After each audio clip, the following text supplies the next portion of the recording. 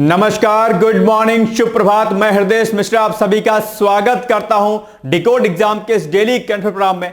कैसे हैं आप सभी लोग? आई होप आप सभी लोग अच्छे होंगे और अपनी पढ़ाई को बहुत ही बेहतर ढंग से कर रहे होंगे। देखिए, आज है 20 जनवरी यानी कि 20 जनवरी और आज के कुछ महत्वपूर्ण कंटेंट पर हम लोग चर्चा करें। लेकिन उसके पहले आपसे छोटी सी रिक्वेस्ट है कि प्लीज वीडियो को ज्यादा से ज्यादा लोगों तक आप लोग शेयर कर दीजिएगा, ताकि यह वीडियो हर उस परीक्षार्थी को मिल सके जिसको सही गाइडेंस या सही करंट अफेयर्स का कंटेंट नहीं मिल पाता है और जिसका टारगेट बेसिकली यूपी पीसीएस का एग्जाम या आरओ एआरओ का एग्जाम है। तो हमारी पहुंच उस अभ्यर्थी तक रहे जिसके पास संसाधन नहीं है या जो आर्थिक दृष्टिकोण से बहुत ही मजबूत नहीं है, जो बड़े शहरों में आके तैयारी नहीं कर सकता है। ऐसे परीक्षार्थियों को ये करंट अफेयर्स का फायदा मिले, इसके लिए हमारी और आप सबकी नैतिक जिम्मेदारी है कि इस वीडियो को ज्यादा से ज्यादा लोगों तक आप लोग शेयर कर दीजिएगा। चलिए, बिना देरी के हम लोग सेशन को स्टार्ट करते हैं और देखते हैं क्या कुछ आज हमें करना है। लेकिन उसके पहले दैनिक रूप से जिस तरीके से हम लोग लास्ट डे का रिवीजन करते थे, हम लोग रिवीजन करेंगे। तो पहले आइए देखते हैं, पहला पॉइंट क्या था।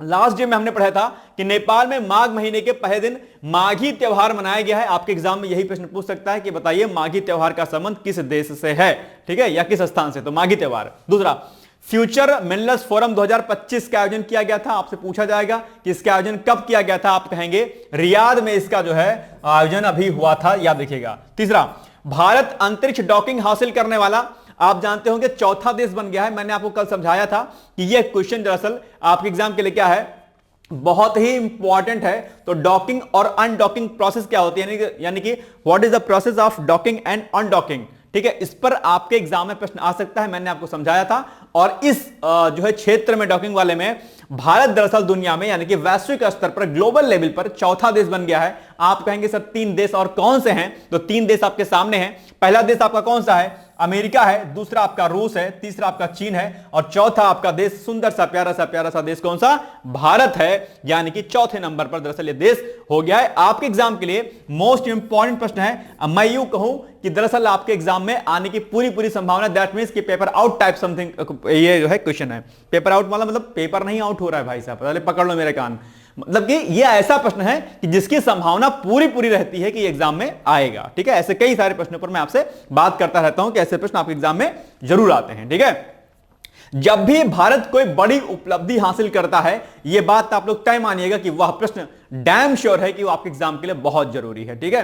हां, डिपेंड करता है एग्जामिनर के मूड के ऊपर, हो सकता है वो ना पूछे तो अलग केस है। लेकिन अगर भारत ने कोई बड़ी उपलब्धि हासिल की है तो आप ये तय मानिएगा कि वह प्रश्न आपके एग्जाम के लिए बहुत जरूरी हो जाता है, ठीक है ना। चलिए आगे बढ़ते हैं हम लोग। इसके अलावा अमेरिका ने इंदिरा गांधी परमाणु अनुसंधान केंद्र, ठीक है, भाभा परमाणु अनुसंधान केंद्र और इंडियन रेयर अर्थ को एंटिटी लिस्ट से क्या कर दिया है? हटा दिया है। और इसके अलावा उड़ीसा में आयुष्मान भारत प्रधानमंत्री जन आरोग्य योजना को लागू करने वाला देश का चौथा जो है बन गया है स्टेट। ये आप जानते होंगे। आयुष्मान भारत योजना के बारे में भी आप लोग जानते होंगे।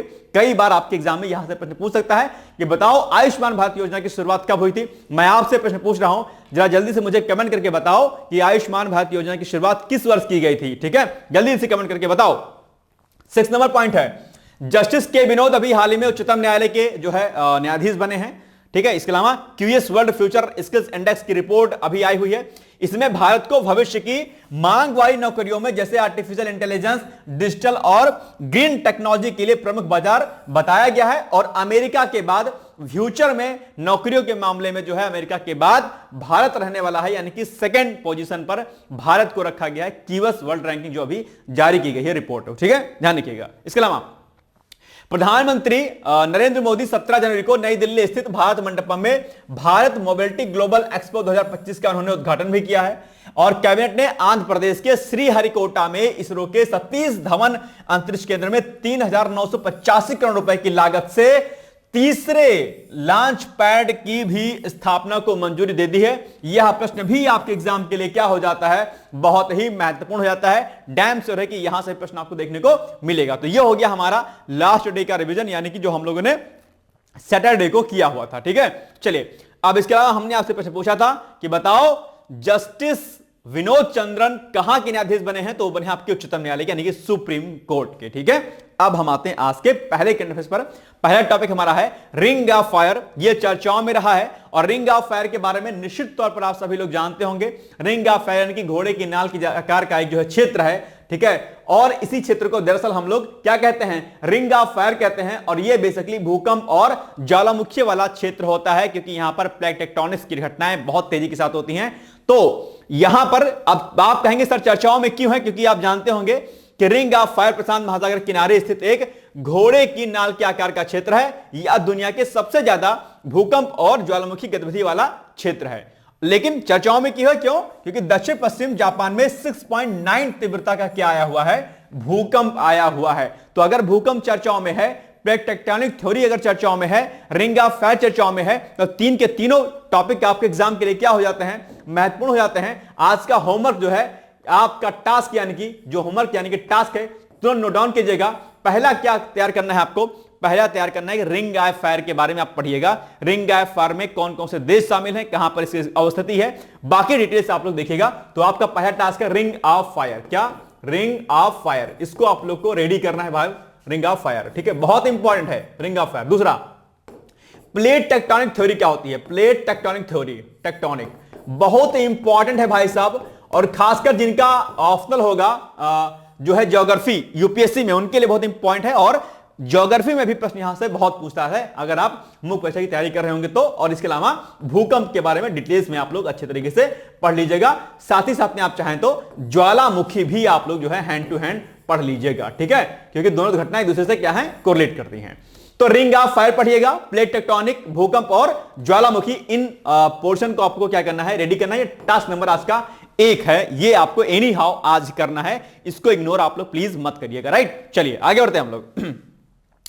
तो इसका निर्माण बेसिकली जो प्लेट टेक्टोनिक है, इसका निर्माण प्लेट टेक्टोनिक्स के कारण हुआ है। और इसे अग्निवलय या सरकम पैसिफिक बेल्ट भी इसे दरअसल कहा जाता है। यानी कि इस एरिया में बेसिकली बहुत ज्यादा आप देखेंगे तो यहां पर क्या होता है, भूकंप और जो है ज्वालामुखी क्रियाएं होती रहती हैं। यहां दुनिया के लगभग 75 सक्रिय ज्वालामुखियों और 90% भूकंप का घर है। यानी कि 90% जो है ओवरऑल ग्लोबल लेवल पर जो है इसका भूकंप जो है, पूरे स्तर का भूकंप का 90% दरअसल यहीं पर आता है अपने आप में, ठीक है, रिंग ऑफ फायर में। यह क्षेत्र कई टेक्टोनिक प्लेटों के मिलन बिंदुओं से घिरा हुआ है और इन प्लेटों के लगातार खिसकने से, आपस में दूर होने से, आपस में चिपकने से कहीं ना कहीं भूकंप आता है। आप जानते होंगे अभी सारी प्लेट आप लोग ज्योग्राफी में पढ़ते होंगे, है ना। तो उसमें क्या होता है, अगर कोई दो प्लेट सामने इस तरीके से है तो 2-3 प्रक्रिया इसमें होगी। या तो एक प्लेट एक दूसरे के ऊपर क्या होगी, चढ़ जाएगी, इस तरीके से होगी। या दो प्लेट क्या होंगी, एक दूसरे से दूर जाएंगी, है ना। या तो फिर ऊपर वाली प्लेट नीचे वाली प्लेट के ऊपर ऐसे चला जाएगी, कुछ इस तरीके से आ जाएगी, राउंड कर जाएगी। या फिर ये वाली जो प्लेट है इस वाली प्लेट के ऊपर कुछ इस तरीके से जो है क्या हो जाएगी, अधिरोपित हो जाएगी। तो यानी कि प्लेटों के आपस में चिपकने, प्लेटों के आपस में दूर होने और आपस में रगड़ने की वजह से क्या होता है, प्लेटों में घर्षण होता है और उससे कहीं ना कहीं जो है भूकंप की स्थिति उत्पन्न होती है। प्लेट टेक्टोनिक थ्योरी बहुत इंपॉर्टेंट है, डिटेल्स में मैं यहां पर नहीं बताऊंगा, नहीं तो टाइम बहुत लंबा हो जाएगा। ऑलरेडी आप लोग कहते रहते हैं सर वीडियो बहुत लंबा हो जाता है। मैं चाहता हूं कि मैं बहुत कुछ समझा दूं, लेकिन समस्या समय की होती है और आप लोग कमेंट करने लगते हैं कि सर समय ज्यादा हो जाता है। नहीं तो मैं सारी चीजें आपको यहां पर हैंड टू हैंड समझाता हुआ चला करूं जीएस के पॉइंट ऑफ व्यू से। लेकिन दिक्कत वही है, फिर से आप कमेंट करेंगे सर टाइम ज्यादा हो जाता है। कोई बात नहीं, इसीलिए मैं आपको टास्क देता रहता हूं कि जो मैं नहीं बताता हूं उसको आप एक बार जरूर कर लीजिएगा, ठीक है। तो प्लेट टेक्टोनिक थ्योरी जरूर तैयार करिएगा आप लोग, ओके। चलिए, तो ये पॉइंट यहां पर लिखे हुए हैं, इसको आप लोग क्या करिएगा, पढ़ लीजिएगा अच्छी तरीके से। चलिए, अच्छा, अब आपके सामने प्रश्न है कि रिंग ऑफ फायर का संबंध किससे है। आपके सामने 4 ऑप्शन दिए गए हैं, आपको एक बताना है, ठीक है। तो यह दुनिया के सबसे ज्यादा भूकंप और ज्वालामुखी गतिविधि वाला क्षेत्र है। क्या है? बिल्कुल सही बात है, यानी कि यही सही है, ठीक है। और ऐसे क्षेत्र में सबसे ज्यादा गर्मी होती है, ऐसा नहीं है। यह सबसे ठंडे क्षेत्र है, बिल्कुल नहीं, ऐसा भी नहीं है। इनमें से कोई नहीं, यह भी नहीं है, यानी कि यह वाला ऑप्शन क्या जाएगा, सही है। यानी कि रिंग ऑफ फायर का संबंध किससे है, यह दुनिया के सबसे ज्यादा भूकंप और ज्वालामुखी वाला क्या है, ये क्षेत्र है, ओके। याद रहेगा आपको, ring of fire is the most important topic for examination, okay. जाओ next, A is the right answer. अब टॉपिक नंबर 2 है परमाणु ऊर्जा आयोग, यानी कि एटॉमिक एनर्जी कमीशन। अभी चर्चाओं में है। आप कहेंगे सर चर्चाओं में क्यों है, चर्चाओं में इसलिए है क्योंकि इसका भी हाल में क्या किया गया है, पुनर्गठन किया गया है, इसीलिए जो दरअसल ये क्या है, चर्चाओं में है और आपके एग्जाम में पूछा जा सकता है। तो यानी कि परमाणु ऊर्जा आयोग यानी कि एटॉमिक एनर्जी कमीशन की अगर हम स्थापना वर्ष की बात करते हैं तो इसकी स्थापना 1948 में होती है। और यही फैक्ट आपके एग्जाम के लिए क्या हो जाता है, महत्वपूर्ण हो जाता है, इंपॉर्टेंट हो जाता है। दूसरा, इसे वैज्ञानिक अनुसंधान विभाग के अंतर्गत स्थापित किया गया था। आप कहेंगे सर ये क्या होता है, यानी कि वैज्ञानिक अनुसंधान विभाग की स्थापना कब होती है, तो आप जो है अब इसको देख लीजिएगा आगे कि किस तरीके से इसमें पॉइंट्स और ऐड होंगे। यानी कि परमाणु ऊर्जा आयोग की स्थापना 1948 में होती है और इसे वैज्ञानिक अनुसंधान विभाग एक डिपार्टमेंट है और इसी डिपार्टमेंट के अंतर्गत परमाणु ऊर्जा आयोग को जो है क्या किया गया, शामिल कर लिया गया था। ठीक है, इसके बाद क्या हुआ, फिर इसके बाद हुआ कि परमाणु ऊर्जा विभाग के अधीन कर दिया गया इसे। ठीक है, अंततः लास्ट में क्या हुआ, इसके अंडर इसको किया गया। फिर उसके बाद क्या हुआ, लास्ट में क्या हुआ कि जो परमाणु ऊर्जा विभाग है इसके अधीन जो है इसको प्रॉपर तरीके से परमाणु ऊर्जा आयोग को कर दिया गया। और परमाणु ऊर्जा विभाग की अगर हम बात करते हैं तो इसकी स्थापना होती है 3 अगस्त 1954 को फाइनली। ठीक है, 3 अगस्त 1954 को बेसिकली किसकी स्थापना होती है, परमाणु ऊर्जा विभाग की स्थापना होती है। ठीक है, थोड़ा कंफ्यूजन वाला है, इसको अच्छे से देख लेना कि मैं क्या कहा मैंने। ठीक है, चलो आगे। अब इस पर जो है प्रश्न आपके सामने आ जाएगा क्योंकि इसका पुनर्गठन किया गया है। तो आपसे प्रश्न कह रहा है कि हाल ही में भारत सरकार द्वारा परमाणु ऊर्जा आयोग का पुनर्गठन किया गया है, इस संदर्भ में निम्नलिखित में से कौन सा ऐसे कथन सही है। ठीक है, आपको एक ऑप्शन बताना है कौन सा सही है। पहला कथन है कि परमाणु ऊर्जा आयोग की स्थापना 1948 में हुई थी, बिल्कुल सही जवाब है, यही है, यानी कि 48 में इसकी स्थापना होती है, बिल्कुल सही आंसर है। दूसरा, परमाणु ऊर्जा विभाग की स्थापना 3 अगस्त 1954 को हुई थी, क्या यह सही है, बिल्कुल सही है, ये वाला भी सही है कथन आपका। यानी कि अगर हम विकल्प की बात करते हैं तो एक भी सही है और दो भी सही है, इस हिसाब से एक और दो दोनों सही है, यानी कि सी इज द राइट आंसर। कोई दिक्कत आपको यहां पर, बढ़े हम लोग आगे। चलो भाई साहब, इसको ना अच्छे से पढ़ना भाई साहब, ठीक है, नहीं तो फिर मटिया मेट हो जाएगा सब। चलो, स्पेन ड्यूल ईयर, ये क्या है भाई साहब। अभी आप जानते होंगे कि स्पेन और भारत ने क्या किया है, स्पेन और भारत ने बेसिकली 2026 को क्या किया है, 2026 को ड्यूल ईयर के रूप में क्या कर दिया है, घोषित कर दिया है। याद रखिएगा, हाल ही में भारत और स्पेन ने वर्ष 2026 को ड्यूल ईयर यानी कि दोहरे ईयर के रूप में घोषित किया है। कारण क्या है, कारण है इसका आर्टिफिशियल इंटेलिजेंस, पर्यटन और संस्कृति पर ध्यान देने के लिए, एक तरीके से या ध्यान केंद्रित करने के लिए। आप जानते होंगे दोनों देशों का संबंध जो है स्पेन और भारत का क्या है, मजबूत है। और 2026 को जो है इन फील्ड के लिए दरअसल दोनों देशों ने मिलकर के ड्यूल ईयर यानी कि दोहरे ईयर यानी कि द्विवार्षिक ईयर के रूप में 2026 को घोषित किया है। इंपॉर्टेंट फैक्ट आपके एग्जाम में पूछा जा सकता है आपसे। ठीक है, चलिए,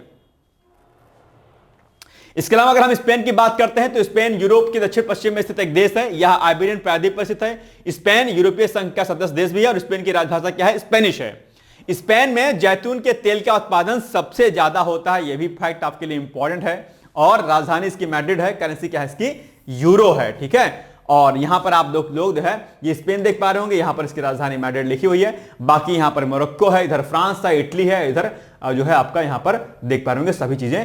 और ये जो है आपका इधर का अटलांटिक ओशियन वाला जो है एरिया है आपका। ठीक है, देख पा रहे हैं किस तरीके से समुद्र से ये घिरा हुआ है स्पेन। ठीक है, तो ये आपके लिए क्या है, जरूरी भी है। चलिए आगे बढ़ते हैं हम लोग।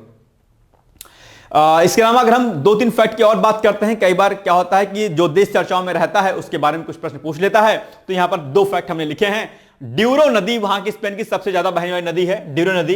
ठीक है, आप एग्जाम में यही पूछ सकता है कि बताओ ड्यूरो नदी किस देश की नदी है, तो स्पेन की है और सबसे ज्यादा बहने वाली यानी कि सबसे बड़ी नदी आप कह सकते हैं इसको। यह नदी सियरा डे उराबियोन से निकलती है और स्पेन और उत्तरी पुर्तगाल से होकर बहती है। ठीक है, यह नदी अटलांटिक महासागर में मिलती है। कई बार यही प्रश्न पूछ सकता है कि ड्यूरो नदी दरअसल कहां पर गिरती है, यानी कि अपना जल प्रवाह कहां पर छोड़ती, तो आप कहेंगे अटलांटिक महासागर में। और यहां पर जैसा कि आप लोग जो है यहां पर आप लोग देख भी पा रहे होंगे, ठीक है, कि ये आप देखो यहां पर क्या है, ये है अटलांटिक ओशियन। ठीक है, तो स्पेन से शुरुआत होती है, अटलांटिक महासागर में ये जो है अपना जल प्रवाह छोड़ती है। ठीक है, चलो एब्रो नदी भी वहां की नदी है। तो एब्रो नदी टुडेरा शहर से बहती है और कैटालोनिया के स्वायत्त समुदाय के दक्षिणी भाग में भूमध्य सागर में गिरती है। ये कहां गिरेगी, भूमध्य सागर में गिरेगी। ठीक है, याद रखिए दोनों नदियां आपके एग्जाम के लिए बहुत महत्वपूर्ण है। चलिए आगे बढ़ते हैं हम लोग। अब इस पर आधारित प्रश्न आपके सामने कि हाल ही में भारत और स्पेन ने किस वर्ष को ड्यूल ईयर के रूप में घोषित किया है। 4 ऑप्शन आपके सामने दिए गए हैं, 2025, 2026, 2027 या फिर 2028। जल्दी जल्दी बताओ इसका उत्तर क्या होगा। इसका उत्तर होगा 2025 नहीं भाई, 28 नहीं, 2026। 26 the right answer, B is the right answer. ठीक है ना, याद रखिएगा इस पॉइंट को। ओके, नाउ नेक्स्ट, ठीक है, B is the right answer. Shikari Devi वन्यजीव अभ्यारण्य, ये अभी चर्चाओं में है। आप कहेंगे सर चर्चाओं में क्यों है, चर्चाओं में इसलिए है बिकॉज ऑफ अभी केंद्र सरकार के द्वारा जो ये अभ्यारण्य है शिकारी देवी देवी वन्यजीव अभयारण्य, इसके चारों तरफ के एरिया को, ठीक है, जैसे कोई अभयारण्य है, ठीक है, इस अभयारण्य के चारों ओर के एरिया को क्या किया है सरकार ने, इको सेंसिटिव जोन घोषित कर दिया गया है। क्या? Eco sensitive zone.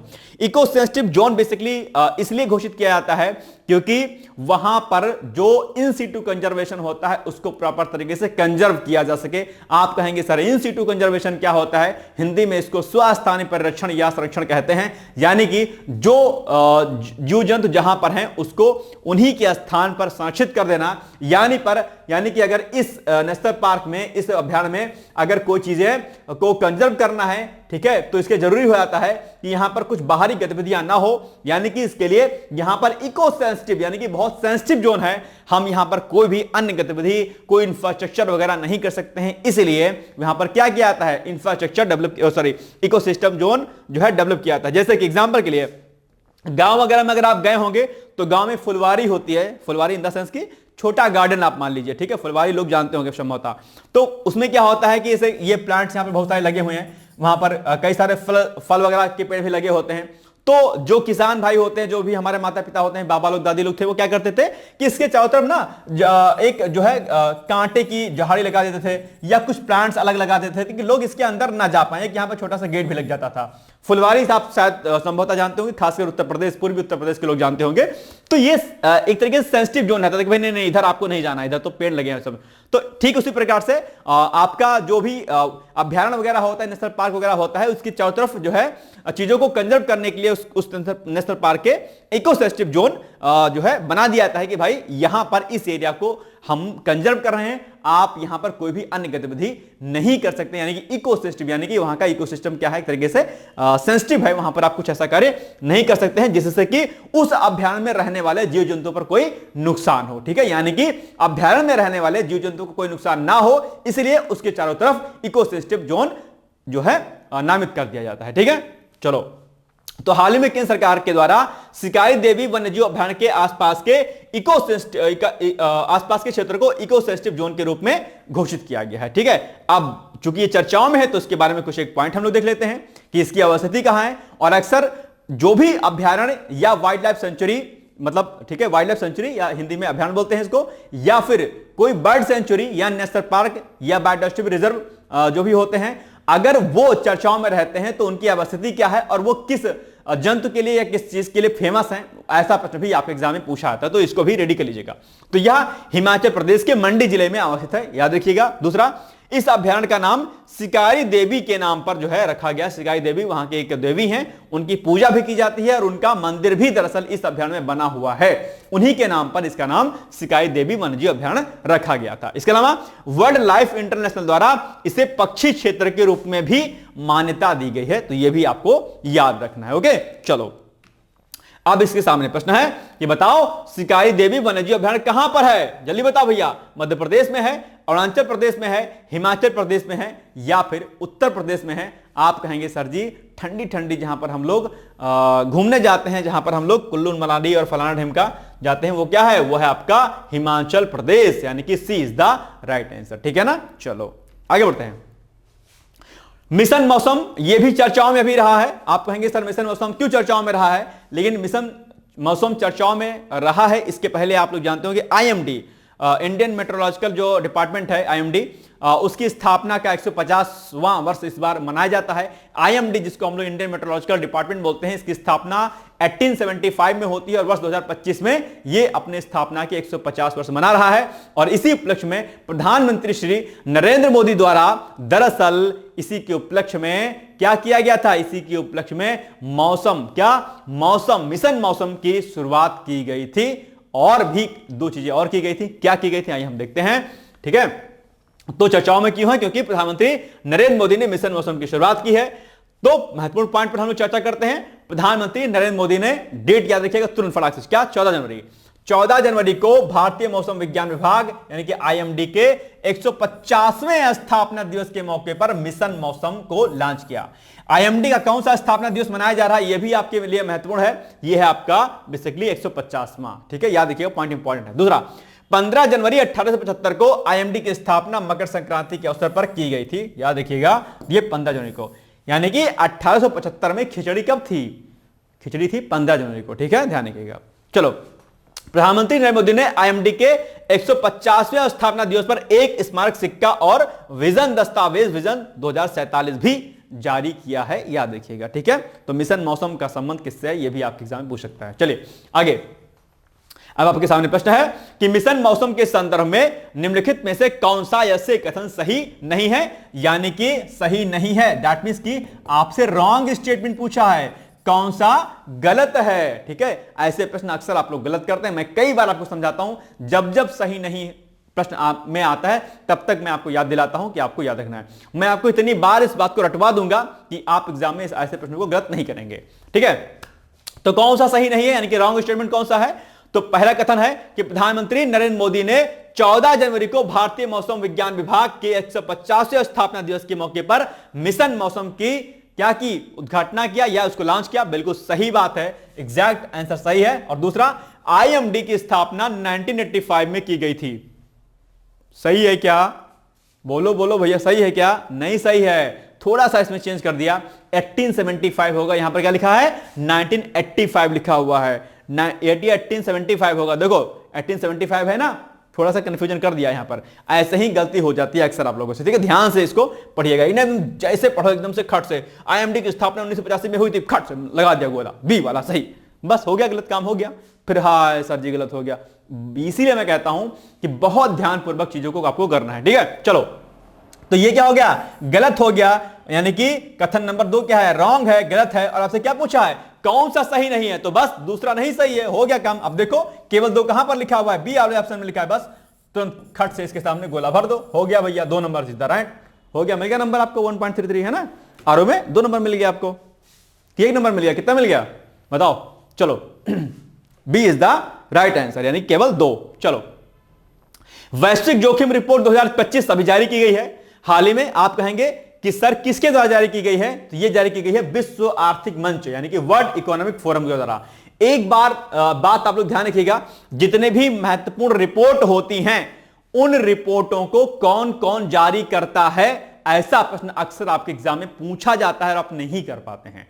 तो जैसे कि आईएमएफ कौन कौन सी रिपोर्ट जारी करता है, ठीक है, डब्ल्यूएचओ कौन कौन सी रिपोर्ट जारी करता है, विश्व आर्थिक मंच यानी कि वर्ल्ड इकोनॉमिक फोरम कौन कौन सी रिपोर्ट जारी करता है, ये सभी डेटा आपके एग्जाम के लिए बहुत महत्वपूर्ण होते हैं। तो चूंकि आज आप करंट अफेयर्स कर रहे हैं तो मैं चाहता हूं कि आप ये वाला काम भी थोड़ा सा कर लीजिएगा, यानी कि जितने भी महत्वपूर्ण संस्थान हैं, जितने भी क्या महत्वपूर्ण संस्थान हैं उन महत्वपूर्ण संस्थान, ठीक है, कौन कौन सी रिपोर्ट जारी करते हैं, कौन सी रिपोर्ट जारी करते हैं, कौन सी रिपोर्ट, अरे भाई साहब क्या, एक तो मेरी लैंग्वेज डॉक्टर वाली है, ऊपर से और गलती हो जाती है, कौन सी रिपोर्ट, ठीक है, जारी करते हैं। तो महत्वपूर्ण संस्थानों की रिपोर्ट जो भी जारी होती है आप देख लीजिएगा। अगर आपको नहीं पता है तो मैंने इकोनॉमिक्स यूपीपीसीएस क्रैश कोर्स 2024 के नाम से एक प्लेलिस्ट वीडियो में बना होगा, उसमें मैंने इकोनॉमिक्स पढ़ाया हुआ है, वहां पर सभी चीजें मैंने इकोनॉमिक्स की कराई हुई है, तो आप चाहे तो वहां से देख सकते हैं, ठीक है। चलिए, या इंटरनेट पर सर्च कर लीजिएगा।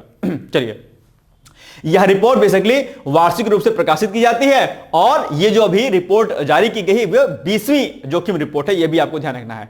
इस रिपोर्ट के अंतर्गत भारत के लिए शीर्ष 5 जोखिमों पर प्रकाश डाला गया है। 5 जोखिम कौन कौन से आपके सामने यहां पर मेंशन है, जल आपूर्ति की कमी है, ठीक है, झूठी जानकारी और भ्रामक प्रचार, मानव अधिकारों तथा नागरिक स्वतंत्रता का हनन, प्रदूषण में वायु जल और मिट्टी प्रदूषण, श्रम एवं प्रतिभा की कमी, इन पर जो है जोखिम जो है बताया गया है कि ये जो है भारत में इनकी क्या है, कमी है, ठीक है, याद रखिएगा, हो सकता है आपकी यही पॉइंट यहां से पूछ लेगा।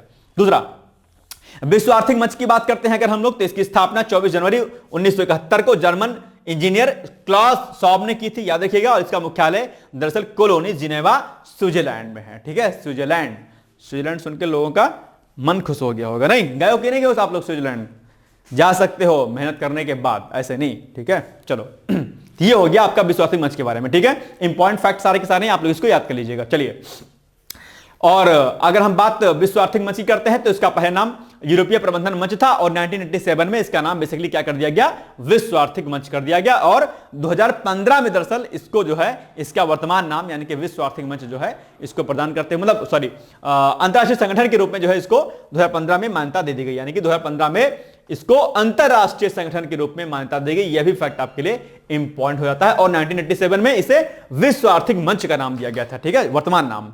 चलिए ठीक है, आगे बढ़िएगा।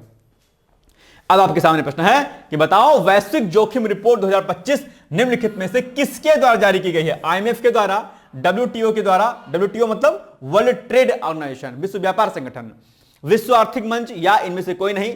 जल्दी से बताओ इसका उत्तर क्या होगा। बहुत ही आसान सा उत्तर है, इसका सही उत्तर हो जाएगा आपका ऑप्शन नंबर सी, बी, ए। क्या होगा? सी होगा, विश्व आर्थिक मंच की द्वारा, वर्ल्ड इकोनॉमिक फोरम के द्वारा। याद रहेगा। चलो आगे बढ़ते हैं हम लोग। कनुमा त्योहार यह भी चर्चाओं में रहा है। आप कहेंगे सर ये कहां का त्योहार है, क्या त्योहार है? तो तेलंगाना का यह प्रसिद्ध त्योहार है और शायद आंध्र प्रदेश में भी मनाया जाता है, ठीक है। पशुओं का प्रमुख त्योहार है, इसमें बैल वगैरह की लड़ाई भी होती है और कई अन्य गतिविधियां भी इसमें होती हैं, आप सभी लोग जानते होंगे। तो तेलंगाना का पशुओं का त्योहार या उत्सव है ये, और मकर संक्रांति के तीसरे दिन संभवतः जो है ये इसे वहां पर जो है शुरू किया जाता है इसको, ठीक है। कनुमा उत्सव की उत्पत्ति गोवर्धन पूजा के समान मानी जाती है। गोवर्धन पूजा आप जानते होंगे दिवाली के आसपास का होता है, और गोवर्धन पूजा में से क्या गौ की पूजा होती है ना, गोवर्धन पूजा, ठीक है। तो उसी प्रकार से कुछ ये भी है। तो इसी प्रकार इसी बिहाफ पे दरअसल वहां पर ये कनुमा जो त्योहार है वो मनाया जाता है, इसी के बिहाफ पे, ठीक है। और इसमें यह भी कहा जाता है कि इस दिन भगवान कृष्ण के दिव्य हस्तक्षेप का सम्मान करता है, जिन्होंने गोवर्धन पर्वत को उठाया और ग्रामीणों और मवेशियों को भयंकर बाढ़ से बचाया था। गोवर्धन पर्वत आप सुने होंगे, श्री कृष्णा सीरियल पहले आता था, शायद अगर आप लोगों ने देखा हो किसी ने, तो वहां पर जो है बेसिकली ये आपने देखा होगा। पहले श्री कृष्णा रात में 9 बजे आता था DD1 पर, अगर 90s के जो लोग होंगे वो जानते होंगे, ठीक है। टीवी के सामने बैठ जाते होंगे, रात के 9 बजे शायद आता था, सोमवार को शायद संभवतः, या शनिवार को शायद। चलिए, श्री कृष्णा के नाम से आता था, है ना।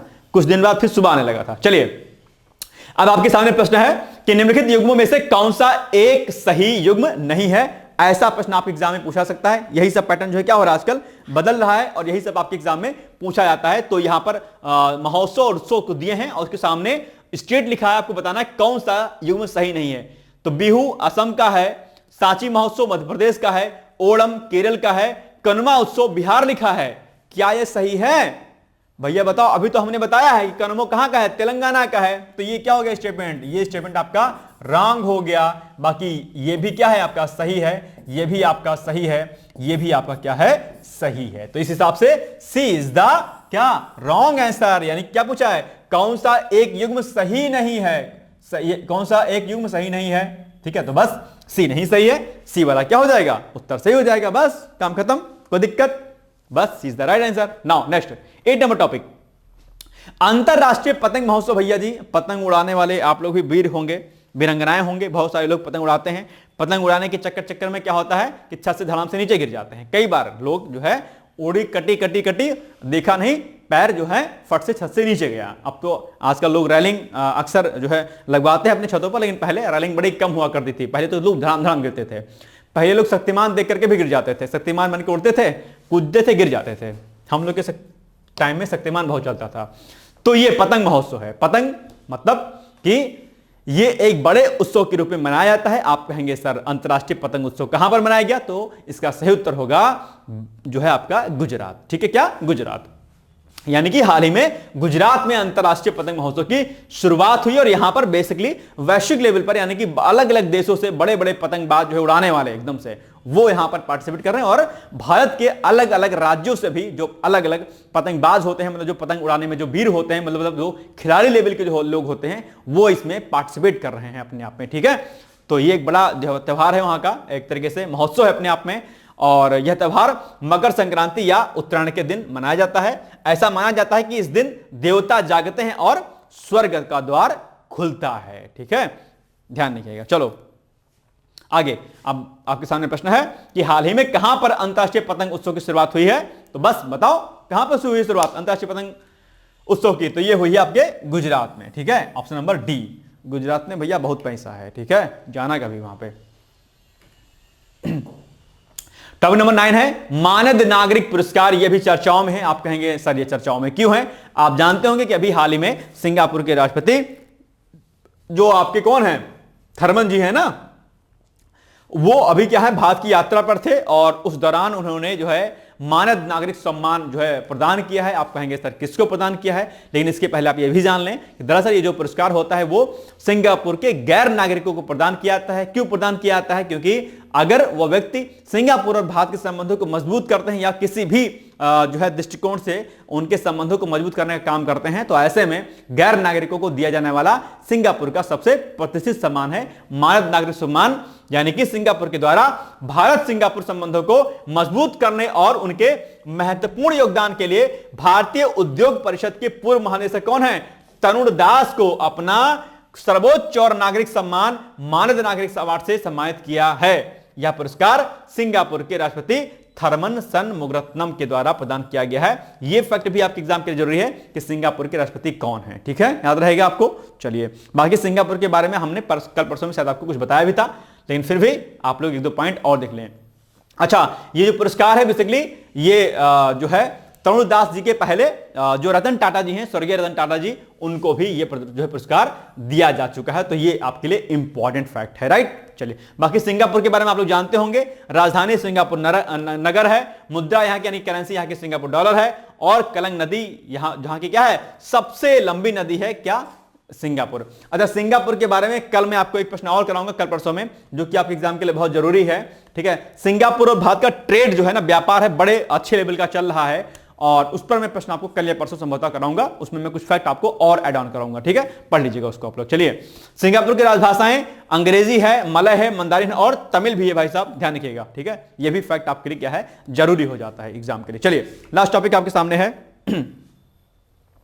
हाल ही में सिंगापुर के राष्ट्रपति ने निम्नलिखित में से किसे सिंगापुर का मानद राष्ट्रीय पुरस्कार प्रदान किया है? आपके सामने 4 ऑप्शन दिए गए हैं। तनय दास, तरुण दास, विनय सोलंकी, अर्जुन रामपाल। तो ये तो बिल्कुल नहीं लग रहा है भाई साहब। ठीक है, अर्जुन रामपाल तो बिल्कुल नहीं लग रहे हैं, सोलंकी जी भी नहीं लग रहे हैं। इसमें हो सकता है कंफ्यूजन रहे आपका, तरुण दास। ठीक, तरुण दास, तो तरुण दास अगर हैं, तनय दास, तरुण दास, थोड़ा सा अंतर है बस। ठीक है, खाली इसमें 2 अक्षर का खाली डिफरेंस है बस, बाकी सब सेम है। तो ये क्या होगा इसका आंसर? ये होगा कि ये होगा? यही होगा, तरुण दास, बी वाला ऑप्शन। अच्छा, एक बात ध्यान रखिएगा कि कई बार क्या होता है जब आपको किसी प्रश्न में कोई कंफ्यूजन हो यार कि ए होगा, बी होगा, सी होगा, डी होगा, तो अगर आपको उस प्रश्न का उत्तर नहीं पता है, आपको तुक्का मारना है। ठीक है, ट्रिक लगाना भी यार यही वाला होगा, तो जो पहली नजर में आपको लगे कि यार यही है, ठीक है, उसी को टिक करके चले आना। जहां दिमाग गया यार नहीं यार बी वाला होगा, बस पहली नजर में कोई भी चीज जो आती है ना पसंद, बस वही चीज हमेशा पसंद आती है, चाहे वो कोई वस्तु हो, चाहे वो कोई व्यक्ति हो, या कोई आपका प्रश्न हो। ध्यान रखिए, कई बार आप लोग कपड़े की दुकान पे जाते होंगे, एक नजर में जो साड़ी, जो सूट, या जो ड्रेस, या जो कोट पैंट, या जैकेट, या जो भी आप पहनते होंगे कपड़े या अपने परिधान, उनमें से एक नजर में जो आपको पसंद आता होगा, बस उसी पे दिल आता होगा यार बस यही लेना है। और दुकानदार इतना चालाक होता है, तुरंत पहचान जाता है, अच्छा इनको यही वाला पसंद है, रेट तुरंत हाई करता है। ध्यान रखना, एक ट्रिक बता रहा हूं, दुकान पे जाओ और जो साड़ी आपको सबसे ज्यादा पसंद आए, या जो पैंट या जींस या जो शर्ट आपको, या शर्टर जो पसंद आए उसको एकदम स्टार्ट कर दो। नहीं, इसको हटा दिए, इसको स्टार्ट कर दीजिए, उसको बाद में चूज करना। और जो सबसे खराब लगे ना उसको कहना सर यही बताओ, तो वो उसका ध्यान क्या होगा, जो सबसे खराब लग रहा है उस पर केंद्रित हो जाएगा, जो आपको पसंद होगा उस पर उसका ध्यान नहीं जाएगा। तो जो आप उसको फिर बाद में लगाइएगा, वो वाला लेके आओ, नीला वाला लेके आओ, येलो वाला लेके आओ, ठीक है, उसको लेना। इसमें क्या होगा, रेट से बच जाएंगे महंगे। ठीक है, ट्रिक अपना के देखना, बड़ा मजा आएगा आपको। ठीक है, चलिए, जो दुकानदार लोग देख रहे होंगे तो जान गए होंगे यार, बता दिया तो गुड़ हमको मास्टर, कोई बात नहीं। ठीक है, उनका कोड होता है कई सारे का, जो दुकानदार लोग होते होंगे ना, कोड रहता है इस कपड़े का, ये रेट, ये रेट, ये रेट, उनका एक लिमिट होता है कितने से इतने हम कम कर देंगे। ठीक है, फिर भी आप ध्यान रखिएगा कि जो कपड़ा आपको सबसे पहले पसंद आए। और एक बात यह भी ध्यान रखना कि अगर आपको कोई ब्लैक शर्ट लेनी है, सब ब्लैक शर्ट सबको बहुत पसंद होती है, मुझे भी पसंद है, तो अगर आपको ब्लैक शर्ट लेनी है तो दुकान पे कभी जाए तो ये मत कहे कि सर मुझे ब्लैक शर्ट दिखाओ, भैया मुझे ब्लैक शर्ट दिखा दो, मुझे ब्लू दिखा दो, ना कुछ मत दिखाओ, उसको बोलो कि दिखा दो, क्या कहते हैं, शर्ट दिखाओ, अलग अलग कलर में दिखाएगा। तो अगर ब्लैक आ गई, आप बोलो भैया सभी कलर में, आपके पास कौन कौन सा कलर, आपने कहा भैया ब्लैक है, ब्लू है, फला ढिमका है, ठीक है भैया 3-4 कलर ये है, निकाल दो। अब ब्लैक आपको पसंद होगी, बाद में चूज कर लेना, बस बात खत्म। ठीक है, ये ट्रिक है। ठीक, और चलो बाकी लड़के लोग तो ठगे जाते हैं, लड़कियां लोग तो नहीं ठगी जाती हैं, तो बार्गेनिंग कर लेती हैं। ठीक है, हमारे घर वाले तो बड़ी बार्गेनिंग करते हैं। हमारे घर वाले ऐसे हैं, अगर कपड़े वाले ने कहा कि इसका प्राइस कितना है, 1200 रुपए है, क्या कहा, 1200 रुपए, तो हमारे घर वाले उसको ले आएंगे 400 रुपए में। खतरनाक बार्गेनिंग होती है हमारे घर में। बड़ी आर्ट, ये भी बड़ा आर्ट है ये भी। चलिए आगे बढ़ते हैं हम लोग। बी, अब प्यूमा इंडिया का ब्रांड एम्बेसडर नियुक्त किया गया अभी हाल ही में। प्यूमा का ब्रांड एम्बेसडर किसे नियुक्त किया गया, इस पर हम लोग चर्चा करते हैं फटाफट। तो अभी क्या हुआ है कि हाल ही में प्यूमा इंडिया ने अपना ब्रांड एम्बेसडर पीवी सिंधु को जो है बनाया हुआ। किसको? पीवी सिंधु को, ठीक है, याद रखिएगा। और 2024 की हम बात करते हैं तो शिखर धवन को भारत में मोटो जीपी का ब्रांड एम्बेसडर बनाया गया था। यह भी फैक्ट आपके लिए जरूरी है। कुछ कुछ फैक्ट मैंने आप यहां पर नोट डाउन कर दिए जो ब्रांड एम्बेसडर आपके लिए इंपॉर्टेंट होते हैं। ध्यान रखिएगा, महत्वपूर्ण ब्रांड एम्बेसडर जो महत्वपूर्ण खिलाड़ी होते हैं, जो एक्ट्रेस होते हैं, उनके बारे में अक्सर आपके एग्जाम में पूछ लिया जाता है प्रश्न, ठीक है। तो पीवी सिंधु को वर्ष 2024 में तंबाकू नियंत्रण के लिए ब्रांड एम्बेसडर नियुक्त किया गया था। इसके अलावा वर्ष 2024 में रश्मिका मंधाना चर्चाओं में अक्सर रहती हैं, इसलिए यहां से भी प्रश्न बन सकता है। तो 2024 में रश्मिका मंधाना को भारतीय साइबर अपराध समन्वय केंद्र का राष्ट्रीय ब्रांड एम्बेसडर जो है बनाया गया था। तो अभी और प्यूमा इंडिया ने किसको बनाया है? अभी पीवी सिंधु को। और प्यूमा के प्रोडक्ट तो आप लोग सभी लोग यूज करते होंगे, महंगे आते हैं प्यूमा, लेकिन अच्छा ब्रांड है। चलिए अब आपके सामने प्रश्न है कि हाल ही में वर्ष 2025 में प्यूमा इंडिया का ब्रांड एम्बेसडर किसे नियुक्त किया गया या किसे बनाया गया? तो रश्मिका मंधाना है, पीवी सिंधु है, या शिखर धवन है, या फिर में से कोई नहीं? जल्दी जल्दी बताओ कि कौन सा इसका सही उत्तर होगा। इसका सही उत्तर होगा आपका ऑप्शन नंबर सी होगा क्या? नहीं, B is the right answer. B क्या हो जाएगा? सही उत्तर हो जाएगा, पीवी सिंधु, ठीक है। तो ये हो गया आज का हमारा प्रश्न और B is the right answer, बिल्कुल सही बात है, बी है। और अब आपके सामने एक छोटा सा ऐड है और वो ये कि यूपी पीसीएस 2025 को टारगेट करते हुए, फाउंडेशन कोर्स को टारगेट करते हुए हम लोगों ने बैच को लॉन्च किया है। यहां पर आपको एनसीईआरटी बेस्ड और रिकॉर्डेड वीडियो लेक्चर्स आपको मिलेंगे जिसका बेस एनसीईआरटी होगा। और ये कोर्स बेसिकली हम लोग 8 से 9 महीने में कंप्लीट कर देंगे। इसका प्रॉपर शेड्यूल होगा, कब कब कौन कौन सी क्लास पढ़ाई जाएंगी। इसके अलावा आपको प्रॉपर मेंटरशिप दी जाएगी, सीसैट और आपकी एसए और हिंदी की क्लास भी चलेंगी इसमें। इसके अलावा आपको पर्सनल गाइडेंस दिया जाएगा। इसमें आपको मेंस के साथ में प्री की तैयारी कराई जाएगी, इंटरव्यू की भी तैयारी कराई जाएगी और प्री का पीवाईक्यूज, मेंस का पीवाईक्यूज, प्री की टेस्ट सीरीज, मेंस की टेस्ट सीरीज, डेली क्विज आपको प्री लेवल का और डेली आंसर राइटिंग प्रैक्टिस जो कि सबसे जरूरी है वो भी कराया जाएगा। और अगर आप इस कोर्स को लेते हैं और इसके बाद अगर आप मुख्य परीक्षा क्रैश करते हुए आप जो है क्रैक करते हुए अगर आप इंटरव्यू तक जाते हैं तो वहां पर एज ए रिवार्ड दरअसल आपकी सारी की सारी फीस की होगी रिफंड कर दी जाएगी, ध्यान रखिएगा, ठीक है। और अगर बाय द वे नहीं होता है इनकेस इंटरव्यू में तो दोबारा से आप पुनः से हमारे साथ जुड़ करके फ्री में तैयारी कर सकते हैं, ठीक है। इसके लिए आप चाहें तो नीचे दो दिए गए नंबर यहां पर दिए गए हैं, आप इन पर कॉन्टेक्ट कर सकते हैं, या जो मेरा नंबर कॉन्टेक्ट नंबर है, ठीक है, 860 वाला, आई थिंक 8604409201 है शायद, है ना, इस पर आप लोग संपर्क जो है कर सकते हैं। बाकी कल के वीडियो में मैंने अपना नंबर बताया हुआ है, आप चाहें तो कल के वीडियो को देख करके आप एक बार नंबर मेरा देख करके वहां पर कॉल मैसेज कर सकते हैं। पीसेस के बारे में कोई भी जानकारी होगी या अगर नीचे डिस्कशन बॉक्स में गूगल फॉर्म का लिंक होगा तो उसको फिल करके भी आप जो है जानकारी प्राप्त कर सकते हैं मुझसे, ठीक है। चलिए अब आपके सामने एक प्रश्न है कि बताओ भारतीय सेना दिवस मनाया जाता है, कब मनाया जाता है? 10 जनवरी, 14 जनवरी, 15 जनवरी या फिर 18 जनवरी, बताइएगा, ठीक है। चलिए आपके सामने एक प्रश्न है बहुत अच्छा सा कि स्टार्टअप इंडिया पहल क्या है? क्या आपको लगता है कि इस पहल के द्वारा भारत आत्मनिर्भरता की ओर बढ़ रहा है? बहुत अच्छा प्रश्न है, इसको आप लोग जो है रेडी कर लीजिएगा। स्टार्टअप इंडिया के 9 साल अभी क्या हुए, पूरे हो गए हैं, ठीक है। चलिए अब ये नंबर ये लिखा हुआ है, सॉरी यहां आ गया। अगर पीसीएस से रिलेटेड कोई जानकारी चाहिए तो यहां पर ये नंबर मेरा यहां पर मेंशन है, आप चाहें तो इस पर आप कांटेक्ट कर सकते हैं। और अब आपको एक सूचना अच्छी सी देनी है कि अगर आपका लक्ष्य 2025 का हो या 24 का आप मेंस दे रहे हो तो उसके लिए डिकोड एग्जाम ने UP PCS mains crash course जो कि आंसर राइटिंग का है एक तरीके से, ठीक है, वो शुरू हम लोगों ने किया है। तो उसमें हम लोगों ने क्या काम किया है कि एक प्रॉपर हमने शेड्यूल बनाया हुआ है, ये आप देख पा रहे होंगे यहां पर, ठीक है, कि हमने सभी सब्जेक्ट को जो है डे वाइज डिवाइड कर रखा है, ये टॉपिक वाइज डिवाइड कर रखा है। हम लोग जैसे कि 13 जनवरी को हमारा आर्ट एंड कल्चर का ये आपका टेस्ट हुआ था, the history of Indian culture will include important aspect, ये इंग्लिश और हिंदी दोनों में रहेगा, हमने हिंदी इंग्लिश को यहां पर मेंशन किया हुआ है, ठीक है। बाइलिंगुअल चलेगा, यानी कि प्रोग्राम जो हमारा चलेगा उसमें क्या रहेगा कि दैनिक रूप से आपको 10 क्वेश्चन दिए जाएंगे, क्या डे पर डे आपको जो है 10 क्वेश्चन आपको दिए जाएंगे। उसमें से जो मॉर्निंग में 10 AM पे सुबह 10 बजे जो है क्या होगा 10 AM पर आपको जो है 5 क्वेश्चन दिए जाएंगे, क्या 5 क्वेश्चन। 5 क्वेश्चन में से जो है 2 क्वेश्चन आपके जो होंगे वो लॉन्ग होंगे और 3 क्वेश्चन जो होंगे आपके वो क्या होंगे, शॉर्ट होंगे विथ मॉडल आंसर। इसका मॉडल आंसर हम लोग मॉर्निंग में ही आपको क्या करेंगे, प्रोवाइड कर देंगे। आप इसको पढ़िए, तैयार करिए, आप चाहें तो इसको लिख करके प्रैक्टिस करके देख लीजिए, ठीक है। 5 क्वेश्चन, 2 लॉन्ग और 3 शॉर्ट आंसर। इसके अलावा शाम को 6 बजे, शाम को 6 PM पे क्या होगा, तब हम लोग आपको जो भी टॉपिक है इसी टॉपिक से हम लोग 5 क्वेश्चन आपको और देंगे, 5 क्वेश्चन और देंगे। और इसमें भी वही 2 लॉन्ग रहेंगे, 3 आपका शॉर्ट रहेगा और जो है आपको इसकी प्रैक्टिस करनी रहेगी। ये जो शाम को 6 बजे जो 5 क्वेश्चन आपको दिए जाएंगे, इसके मॉडल आंसर हम लोग नहीं कराएंगे, मतलब इसके मॉडल आंसर हम आप लोगों को नहीं देंगे। सुबह वाले 5 क्वेश्चन के मॉडल आंसर देंगे, शाम वाले के नहीं देंगे। लेकिन एक अच्छी बात यह है कि जो हम लोग 5 क्वेश्चन का मॉडल आंसर आपको नहीं देंगे, इसको हम लोग क्या काम करेंगे, अलग अलग विषय विशेषज्ञों के द्वारा आपको YouTube के माध्यम से इन 5 प्रश्नों को भी हम लोग क्या करेंगे, समझा देंगे आपको YouTube पर कि भैया ये वाला प्रश्न था, ये हमने आपको टेस्ट में दिया था, इसका मॉडल आंसर ये होगा, इसमें हमें आपको ऐसे ऐसे करके ऐसे ऐसे लिखना है। तो एक बेसिक समझ आपकी, बहुत अच्छी पकड़ जो है आपकी उस संबंधित प्रश्न पर या उस टॉपिक पर आपकी क्या हो जाएगी मजबूत। बहुत अच्छा प्रोग्राम है, आपको 2025 में देना है तो भी करिएगा। वैसे 3 महीने का हमने क्रैश कोर्स इसमें स्टार्ट किया है। 3 महीने में हम लोग 6 पेपर को वाइंड अप करेंगे, 6 पेपर हम लोग डे वाइज शुरू करेंगे, इसमें कराएंगे। लेकिन अगर आपको लगता है कि 2025 में देना है तो भी आप लोग इसको ज्वाइन कर लीजिएगा। अप्रैल के बाद जो है आप थोड़ा सा अमाउंट और पे करने के बाद कंटिन्यू जो है आप 2025 के लिए हो जाएगा। कोई जानकारी चाहिए इससे रिलेटेड, कुछ कंफ्यूजन है, कोई प्रॉब्लम है, तो इसके लिए आप, ये मेरा नंबर है, इस कॉन्टेंट नंबर पर जो है आप मुझसे संपर्क कर सकते हैं। कभी भी व्हाट्सएप पे आप मैसेज करिएगा, मैं आपको स्वयं से कॉल कर लूंगा, ठीक है। कोई समस्या, तो ये होगी एक छोटी सी अपडेट, मुझे लगता है ये आपके लिए जरूरी था। ये एक बात याद रखिएगा कि अगर आपने लक्ष्य पीसेस का बनाया होगा तो उसके लिए आंसर अटेंग आपके लिए सबसे महत्वपूर्ण है, ठीक है। चलिए, तो ये हो गया आज का हमारा महत्वपूर्ण वीडियो। अब हम लोग मिलेंगे कल, तब तक आप लोग पढ़ते रहिए, मस्त रहिए, व्यस्त रहिए, और मेरा पूरा सपोर्ट है, मेरी शुभकामनाएं हैं। All the best, thank you so much, bye bye, take care.